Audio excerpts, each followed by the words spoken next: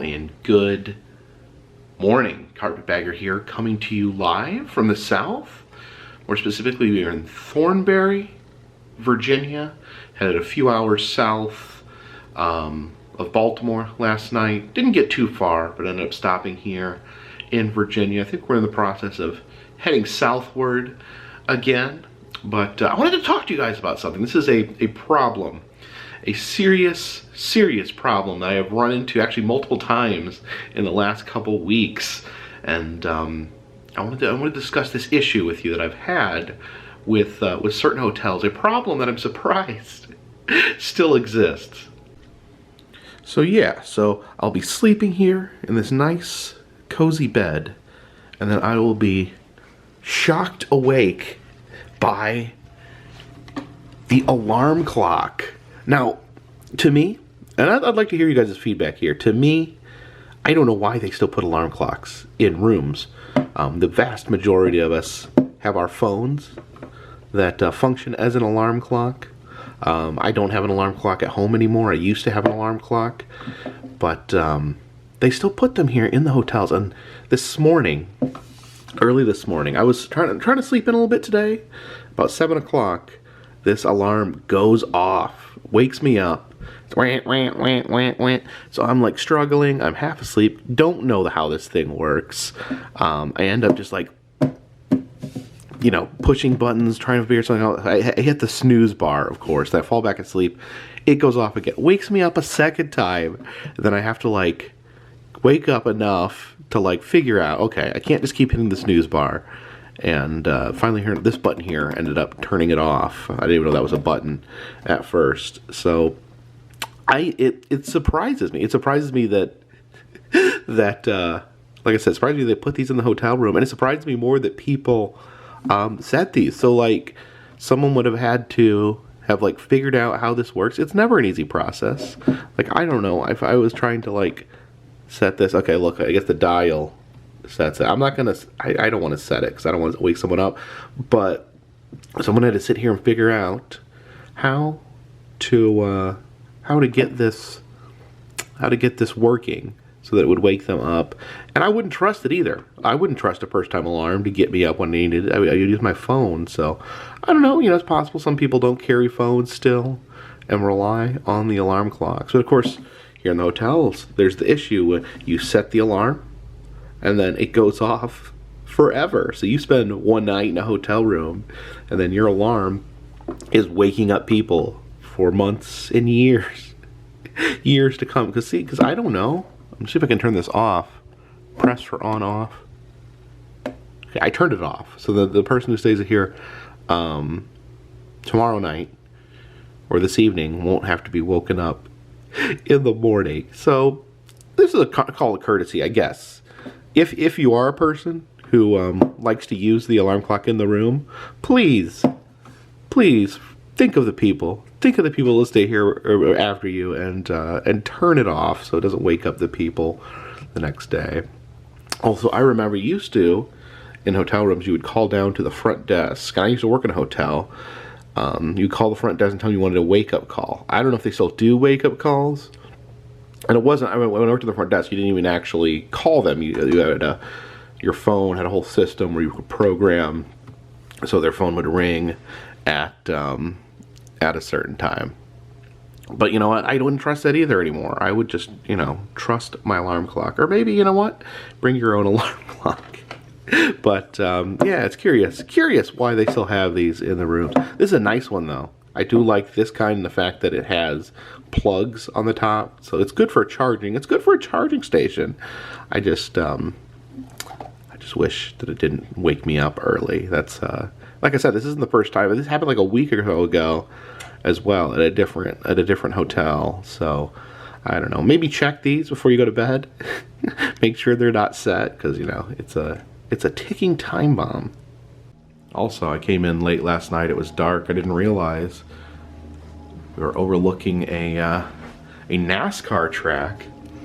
That might be fun, staying here during an actual race, being able to watch the race from the window here of the hotel room.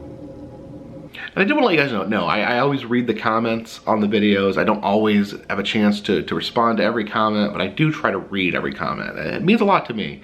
And one thing I noticed was the comments on my video with Dan Bell, when we did the abandoned buildings. And I was really surprised. A lot of people were like, I can't, you know, they were shocked.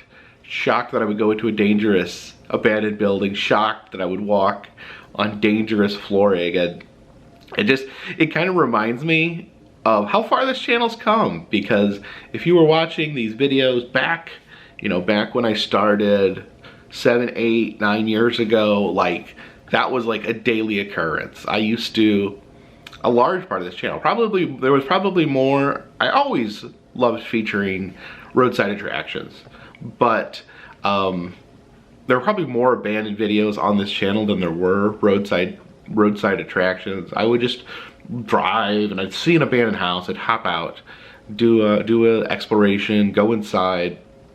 I've been I remember that I would do dumb things. Like I said, I would do very dumb things. I remember I was walking up this flight of stairs. Adam was with me, Adam the Woo, and I'm on the stairs. I think this is on video too, so you can go see it yourself. I don't know which video it is, I'm sorry. But I'm walking up the stairs, and Adam's like, "What are you doing?" And I look down, and the stairs, they're so worn away. These wooden stairs, they're so ready to collapse that when I looked down, I could see through the stairs. There was like cracks and holes in the stairs so much that I could see Adam's face looking up at me through the wood. That's how, like, it was like Swiss cheese that I was standing on it. So I did a lot of dumb stuff, I'm really lucky that I was never seriously injured. I don't really encourage people to do that, just because I think I did some dumb stuff, and I think I put myself at risk in ways that I probably should not have. So yeah, I mean, and then I say, you know, it was fun. It was fun doing it again. Again, I probably should have wore better shoes. I probably should have put on my actual shoes that I bought that I haven't worn yet. But I don't know. I just don't think. I love the Crocs so much that I don't even think to put on shoes. But yeah, Dan, if you're gonna go with someone though into an abandoned building, Dan's the professional. He knows more about that than anyone else. And even he was like, yeah, don't go up any higher. Don't. He'd actually, when I went over there and stepped on the needle, like he was like, yeah, don't worry, don't go up there, don't worry about it. Then I was like, no, I want to peek. So yeah, I get excited. So I don't know. People always ask, are you gonna do more abandoned videos on the channel? And I did one, so there you go. Hopefully you like that. But I don't know. It's interesting because I always loved it. I always enjoyed it. But always the thing I was truly passionate about on this channel was the roadside attractions, was the traveling. So, you know, back in the day, like, the abandoned videos would get better views than my roadside attractions. So a lot of people didn't get the roadside attractions. A lot of people wanted the abandoned stuff.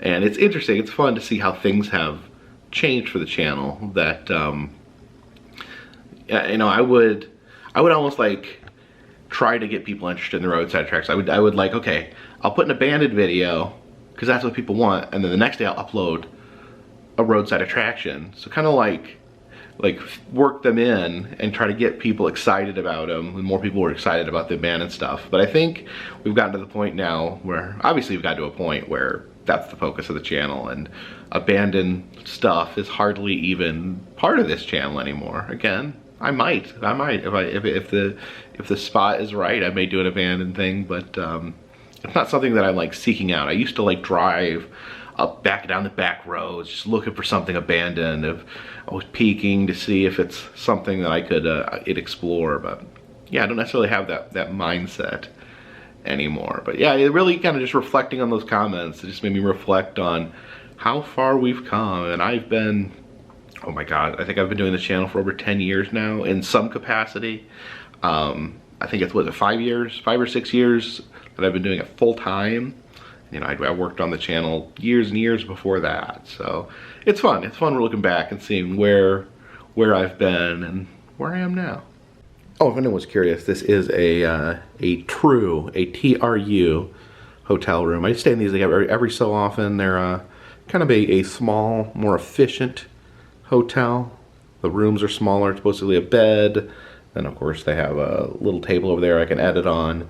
They're always very nice, very clean. It's a part of the Hilton hotel chain. So, yeah, kind of efficient. And in the bathroom, you know, they have the soap. They never have a bathtub, they always just have the shower. But they're really efficient, and they're a little less expensive sometimes than some of the other hotels. Oh, this is one thing.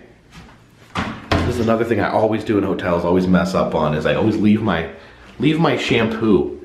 I don't like the shampoo used in hotels. I need my dandruff shampoo. So, but I leave these little shampoo bottles in hotel rooms all the time. I spend a fortune on travel size shampoo. Also, a lot of Hilton hotels, you come into the room and the TV says your name, which is a fun. It makes you feel loved when the TV says hello.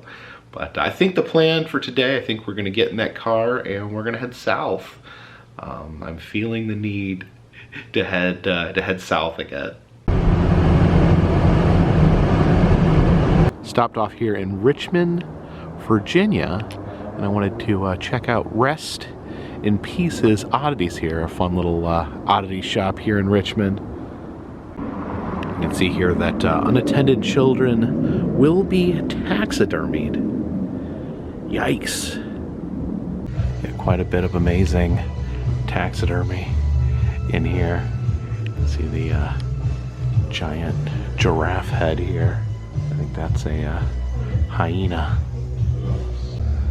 Have the raccoon baculums there for sale. We saw at the dental museum. These are used for toothpicks, and they come from this little guy here.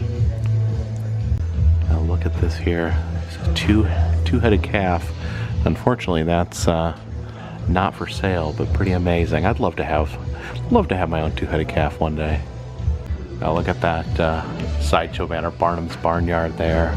Got the two-headed cow, the one-eyed boar, and then a six-legged monkey, I guess. Would that be a spider monkey? You can see the baboon hand there. I wonder if that comes with a bunch of cursed wishes if you buy it. There's a hippo skull, a man skull there. And I've never heard of Dr. Childers' Snake and Monkey Farm. Sounds like a lot of fun. This is the great Cadu here. It says that they have the largest horns of any antelope, so we've learned something today.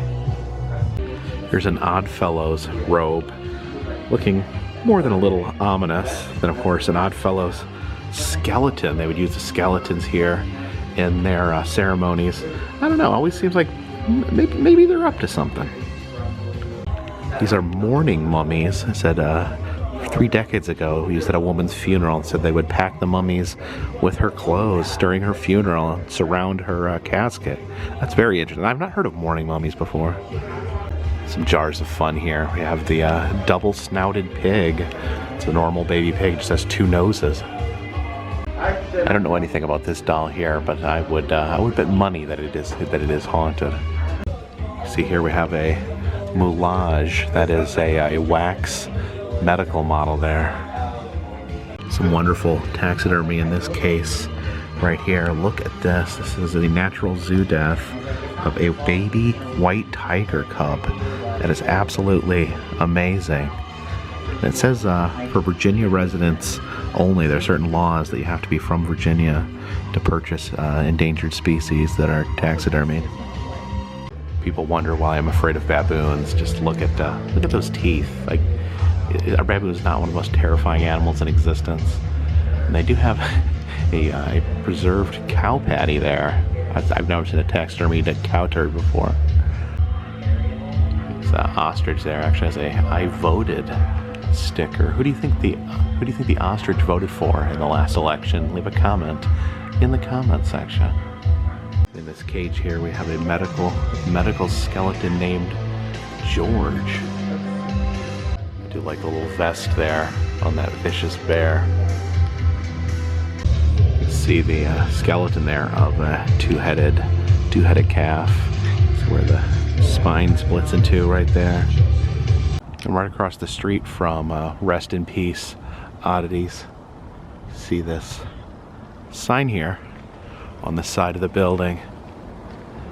For Victory Rug Cleaning, you want to turn left, but it is that way to the Hollywood Cemetery. Here is the Hollywood Cemetery. We'll take a little peek inside.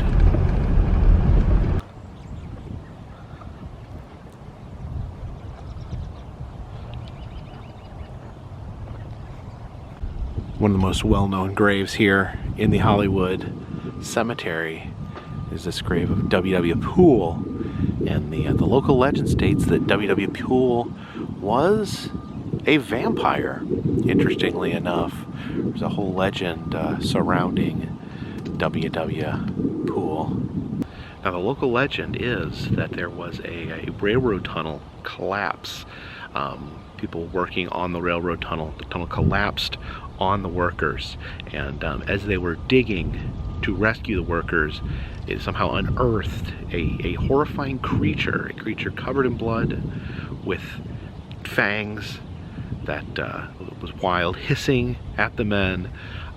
The creature took off, and the men chased after the creature, and it said that the creature ran here to the grave of W.W. Poole. They followed him all the way here to the grave of W.W. Poole, where the creature entered the grave. I guess the assumption being that this is the vampire that lives in this mausoleum, that it had ventured out into the tunnel and was unearthed during the tunnel collapse.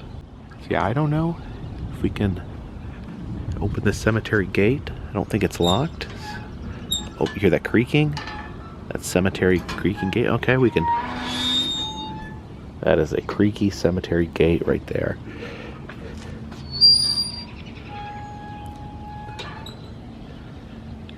And we'll take a little bit closer look at the grave here. You can get a peek inside. Oh wow, look at that. It's almost like a honeycomb type pattern there. You see there's been some flowers left, and there is a window into the mausoleum here. Unfortunately, what I've heard is that there's no longer any bodies in there, that because of this legend, because of the legend of the vampire, be it true or false, that they removed the bodies of W.W. Poole and his family because they were afraid that the bodies would be disturbed because of the legend of the vampire, that people would try to break into the mausoleum. So they have moved them elsewhere to allow their remains to rest in peace. Maybe that was probably a good idea. You can see actually there's been some attempts to break in here. You can see the chain has been broken. The iron bars there have been broken. Even if there is a vampire in a mausoleum, you should probably leave them alone. It's never a good idea to break inside of someone's grave.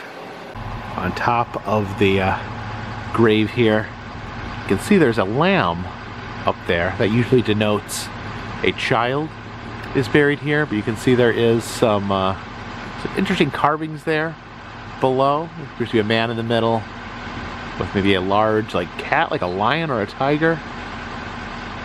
And you see it looks like there's coins laying here, people leaving coins on the grave. But look at that. There's a bone. If I had to guess, I thought it was a plastic bone, but a bone nonetheless. So yeah, very fascinating tale. Always interesting to hear different local legends. The legend of the Virginia vampire here.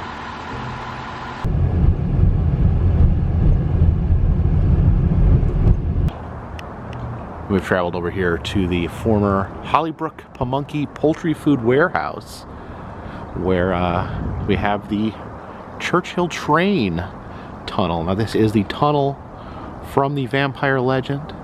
It was in 1925 that there was a collapse in the tunnel that allegedly that unearthed the vampire that would run approximately 3 miles to the Hollywood Cemetery and hide in the grave. But you see they have sealed it off because obviously it is unsafe to enter because of the collapse. Yeah, you see the seal there says 1926, so 1925 was the collapse, and they have sealed it off. Apparently the train is still in there, and people want to, apparently there is some talk of people want to extract the train that is still trapped there in the tunnel. But apparently this tunnel has caused a lot of problems, even since the collapse, that the tunnel's unstable, that there has caused sinkholes in the neighborhoods above there. So kind of a disaster. And 4 people were killed in the collapse. And so yeah, even if you take away the vampire legend, still a pretty terrifying tale. Anytime something collapses, anytime a tunnel collapses, just a very frightening, very devastating occurrence. Yeah, listen to that water flowing. Yeah, it's interesting as I travel around the country and learn these different tales of different cryptids and legends, such as the Virginia vampire. Often you do see them connected with local tragedies and things like that. Of course, Mothman, one of the most famous cryptids, connected to the Silver Bridge collapse. And in this case, we had the vampire connected with the collapse of the Church Street train tunnel. Now I know one explanation possibly given for the creature that was seen in the tunnel. Like I said, it was a bloody creature with exposed teeth. Some people believe, some people obviously do believe that it was something supernatural that was seen. It was seen running from this tunnel all the way to the Hollywood Cemetery and hiding in the grave. But an alternative explanation was that it was actually an individual that was crushed with rocks that emerged, that was so badly scarred, so badly wounded, he had damage on his mouth, his skin was skewered from his body, and that creature was that person was so horrifying that they looked like a supernatural creature and terrified people once he was seen in his horrific, mutilated state. So very interesting. I always like to look at all different aspects of the cryptids, of the local legends, kind of how they tie into cultures. And sometimes you wonder, is there some sort of supernatural connection between creatures and disasters, or are the creatures a creation of people trying to cope with the disasters? A very interesting debate. And I'm not going to say one way or the other what I feel happened here, but a very fascinating legend of the Virginia vampire here in Richmond, Virginia. And here's a little more information on the tunnel from the sign here. It talks about in 1925, October 1925, they were doing repairs. There was workers in the tunnel. At the same time, a train, the Ohio and Chesapeake and Ohio locomotive number 231 entered the tunnel, and there was pulling 10 cars. It says 190 feet of the tunnel collapsed. So at the absolute worst time for a train tunnel to collapse, when there's people in there doing work and there's also a train passing through. And it says here that it says some of the workers remain entombed in there. So there is bodies, there is remains still in that tunnel that they have not been able to extract. And it says the train is entombed in the tunnel with the workers. So man, yeah, that's some dark and terrifying stuff. Again, you can even say, setting aside the legend of the vampire tied in with the tunnel, saying that the vampire emerged during this wreck. Yeah, still an absolute terrifying human tragedy. Just the thought that there's still people in there along with that train. Wow.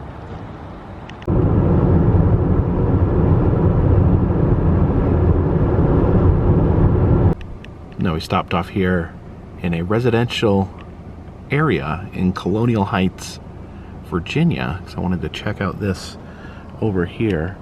So this house here, in the backyard, there is an ark. Now, legend is the the resident here that he believes that a second great flood is coming, and so to prepare himself, I guess he fashioned he sees himself as a bit of a Noah, and has fabricated an ark to help him when the second great flood comes. Now that's a pretty big boat. I don't know if you can see, it's almost the size of that house right there. You're definitely not going to get 2 of every animal on that ark. You know, maybe you have to choose and pick your favorite animals. I don't think that's definitely definitely not gonna hold 2 of every animal, but yeah, it'd be interesting. Subjects that have been here since 1974. I guess he's preparing, got the long game in mind, and will, if needed, will set forth on this ark.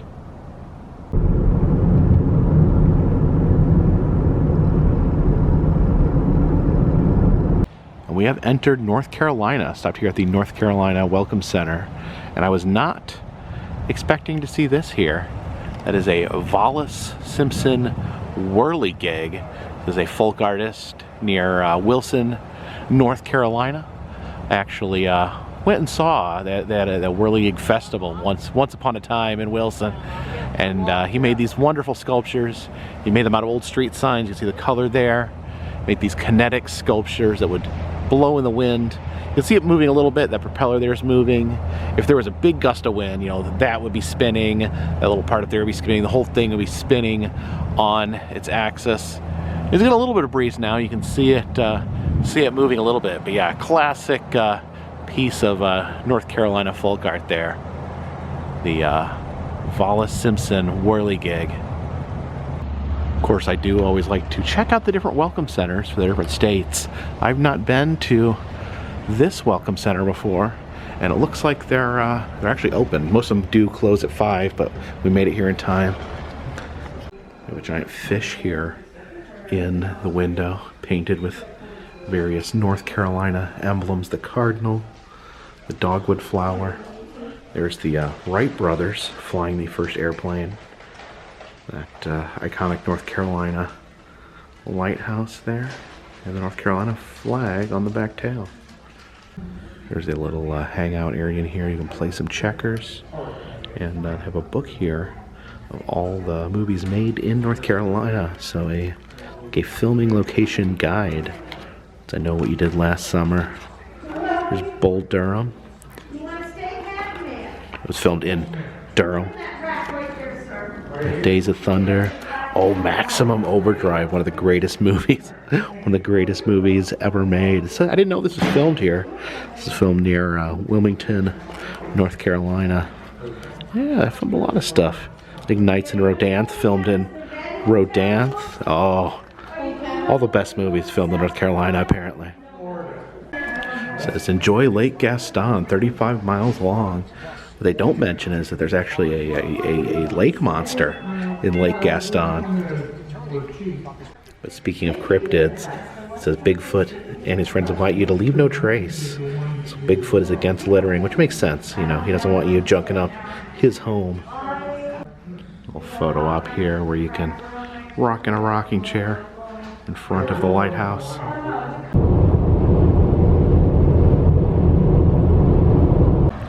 After seeing that whirligig at the North Carolina Welcome Center, I decided that I had to swing by to Wilson, North Carolina, here at Whirligig Park, where all of Wallace Simpson's whirligigs have gone for their retirement. Now I do wish it were a little windier here today, so we could see these whirligigs in full action. But it's so cool that they were able to move his collection here to the public park here in downtown Wilson, North Carolina. Now, one interesting thing that I found very interesting about the whirligigs is they were actually part of an urban legend here in Wilson, North Carolina. I guess an urban legend that is now fully debunked. But before they were moved here to the public park in Wilson, they were kind of out in the middle of nowhere. Kind of took like a windy road out of town out in the woods, out in the middle of nowhere, and then you just drive and stumble upon this like paradise of whirligigs that Wallace had built on his property. So yeah, you drive out there, and then suddenly you just come across all these. They just be all along the side of the road on his property. So the urban legend was this, and keep in mind this is not true. This is a debunked urban legend. The story was that the creator of the whirligigs, that his daughter had taken drugs, specifically LSD, and she had, because of that, she had gotten in a car accident and was killed. And there was actually a broken down car that was out there that they said was the car that she had wrecked. But it is said that in his grief, her father had built these devices, these whirligigs, as a way to simulate the acid that had taken over her mind and caused her to have a car accident. And the locals referred to the area as Acid Park. Of course, you know, they really had had nothing to do with the reality of the whirligigs. They were made as art, had nothing to do with drugs or a deceased daughter. That entire story was fabricated. But now, once upon a time, the children of Wilson, North Carolina, would drive out into the middle of nowhere to see the dark and disturbing Acid Park. But since then, the park has come here right in the middle of town. It's no longer a dark, creepy secret, but a beloved local art park. See the official sign there, Wallace Simpson Whirligig Park. See all the whirligigs here. See some of them turning there in the sunset.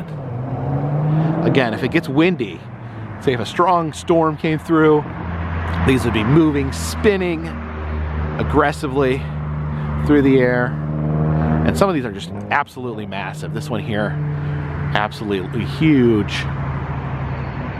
But yeah, what a wonder. What a wonder.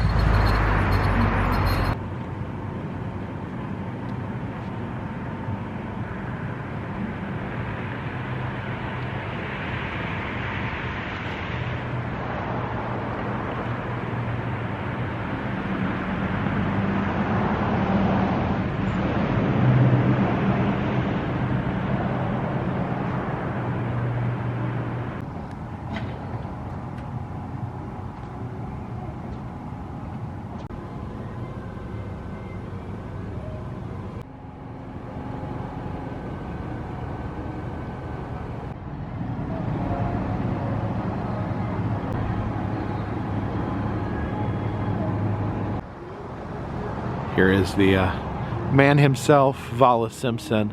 I actually got a chance to meet him. Me and a friend came out here to the Whirligig Festival, and this was before the Whirligigs were even moved here to town, and got a chance to meet Wallace.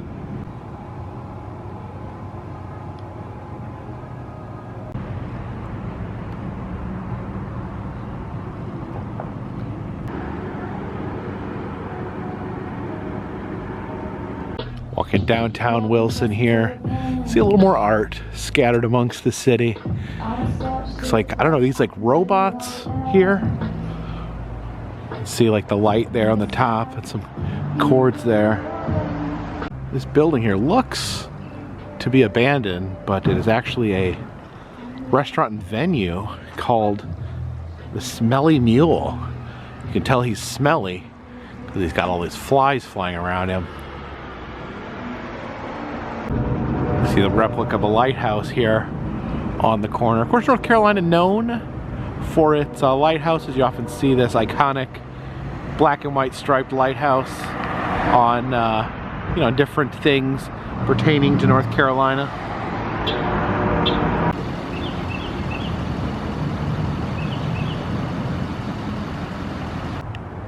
Oh, look at this. For some reason this fire hydrant is dressed like a ballerina.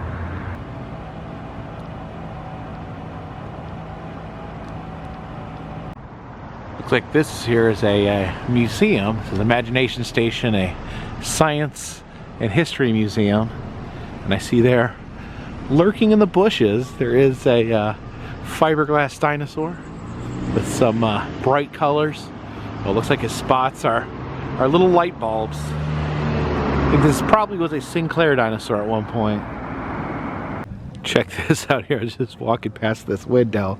I looked to my left and there's a giant alien head peeking out the window. Look at that. What is that thing? This town is interesting.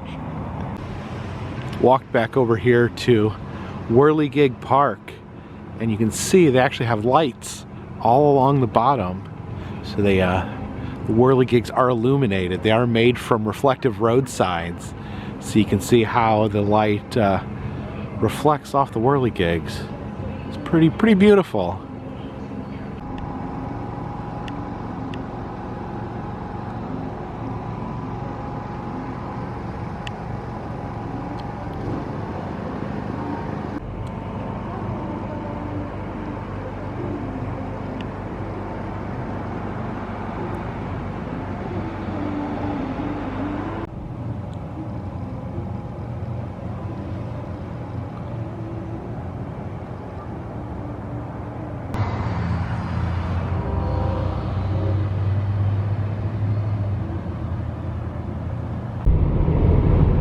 See it? Do you see it up there on the horizon?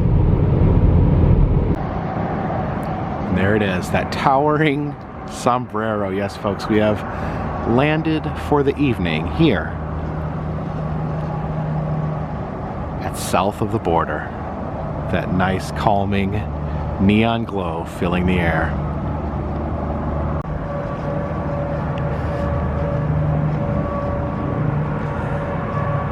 Of course, south of the border, one of those locations that you just cannot drive by. I always love to stop in, check in at what's going on at south of the border. And one thing I always like to check in is the paint jobs of the fiberglass figures. They paint them constantly, I guess, to keep them looking clean and sparkling. And you can see this gorilla currently has a very interesting paint job with the blue face, the white hands. Very interesting. Now, one thing that makes me just a little bit sad is just you look at some of the neon at night is burned out. You know, it's just not all lit up, not all working. I remember the first time I came here to south of the border, everything was lit up. It was like a glowing paradise, and it still is. But I would love to see some of the neon fixed here. You can see the Sombrero Tower over there. Just a little bit of the neon on top is still working. It used to be completely covered around the brim of the tower with neon. Still good to be here. Still good to see that tower standing. Of course, visiting our old friend Pedro there. Some of the other wonderful fiberglass animals. See the brontosaurus there wearing the sombrero, and then one of my personal favorites, the jackalope, who's currently sporting a blue coloration.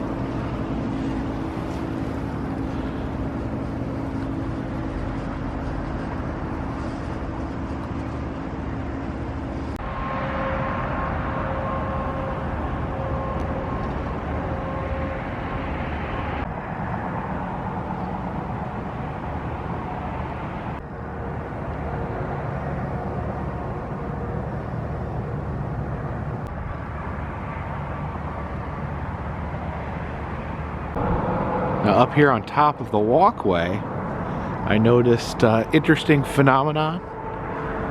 You know, we see a lot of love locks tied to bridges on our travels, but here south of the border, there appears to be love socks. So all these socks tied here to the walkway over the street. Now there are a few love locks here and there. There's a love lock.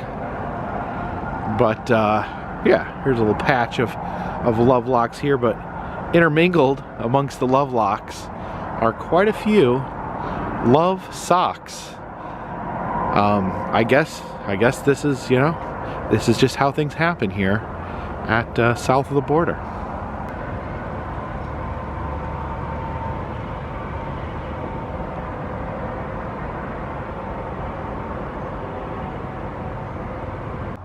So we're going to be staying the night here at the south of the border Motor Inn. So let's check out our accommodations for the evening.